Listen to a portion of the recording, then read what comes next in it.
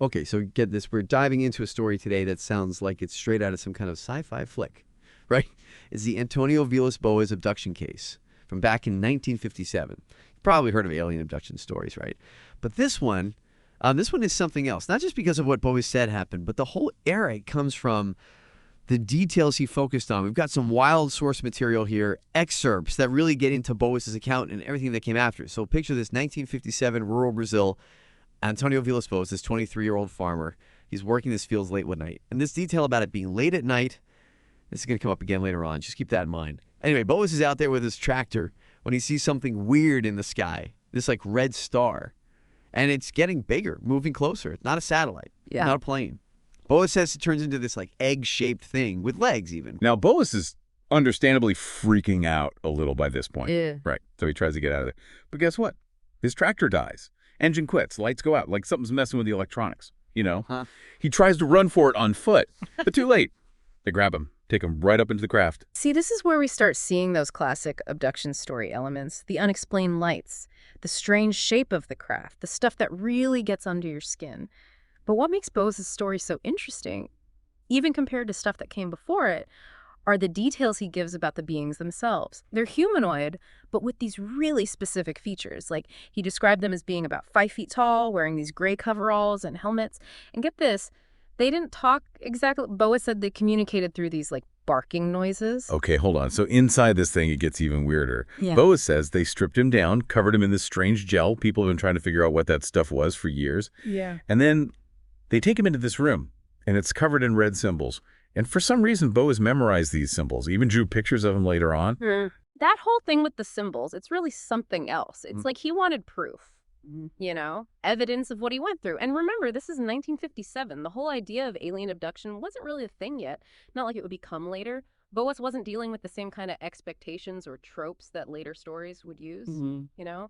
And he was willing to talk about it openly without hypnosis, which didn't really become a common thing in abduction stories until later. That really sets the story apart. Okay, so we've got these strange beings, the weird gel, and now symbols too. But it gets even wilder. They take blood samples from Boas. And then he says they pump this gas into the room that makes him super sick. And just when you think it can't get any stranger, this female being shows up. Yeah, so up to this point, we've got these guys in gray coveralls making these barking sounds. Right, but the female being, she's different. Boas said she was out. Like, really attractive. Delicate features, piercing blue eyes. He even said she looked kind of cat-like. And she wasn't wearing these uniforms. Like the others, she was totally naked. Whoa, okay. This is a big moment in the story. It's really different from those earlier stories about encounters with the unknown. You never really heard about the sexual stuff back then, especially not with this much focus on how attractive she was.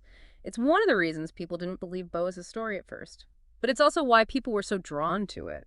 You know what I mean? Yeah. It kind of messed with people's heads, but in an interesting way. Yeah, it makes you think about how different things were back then. Yeah. Right. But anyway, what happened next?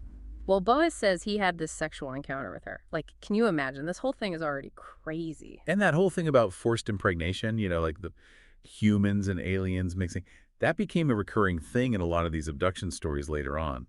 And it makes sense when you think about it. Those deep-seated fears we have about where we come from, the whole nature of being human, right? Like all of those fears coming out in our stories, especially when you're dealing with something you just don't understand. So after this happens, Boas says the female being, she does this thing where she points at her stomach and then up, like towards the sky. I wonder what that was supposed to mean. And it's not totally clear from Boas' story if anything else went down back in that craft.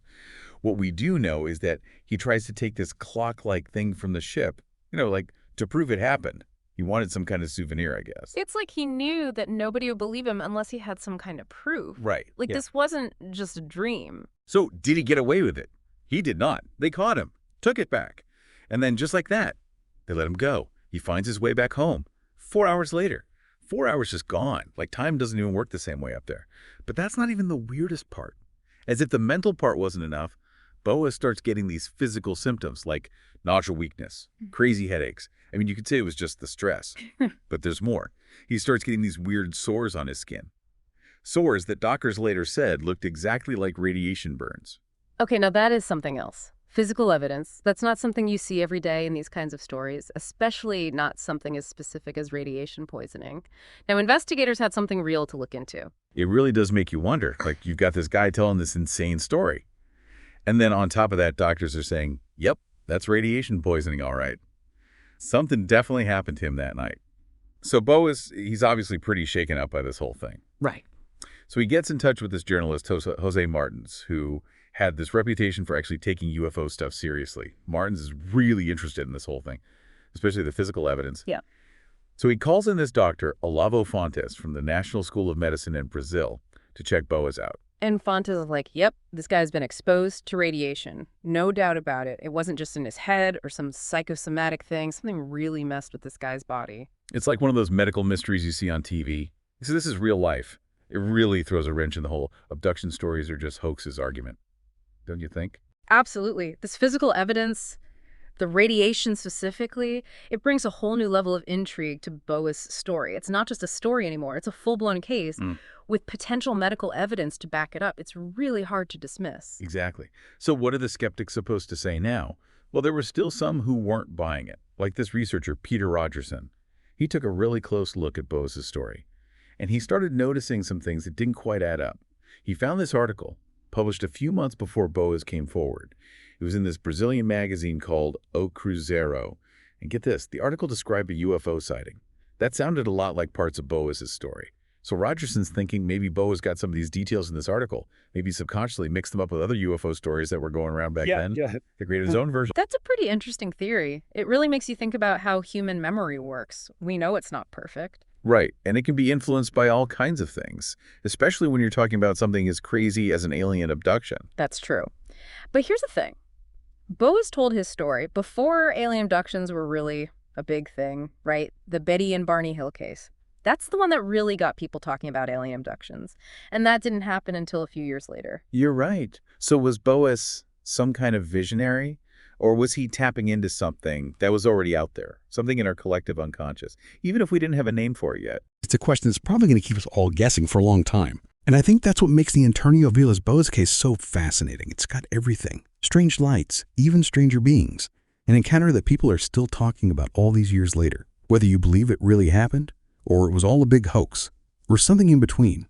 It makes you realize how much we don't know, and how much bigger the universe is than we can even imagine. So we gotta ask you, what do you think? Was Boas' story a product of his time, or was it something more? We'll let you be the judge of that. And if you want to learn more about Antônio Vilas-Boas, the history of alien abduction stories, and all the debate surrounding them, make sure to check out the show notes for links and more information. Until next time, keep those minds curious, and keep looking up.